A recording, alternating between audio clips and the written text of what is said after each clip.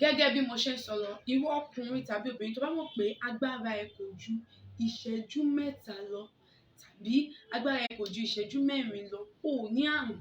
Má jẹ́ kí ẹnì kankan tàn ẹ́ tàbí kí ẹnì kankan bá ẹ nínú jẹ́ pé o ní àrùn tàbí nǹkan kan ló ṣe ẹ́. Rárá, bí a ṣe dá ẹ nìyẹn.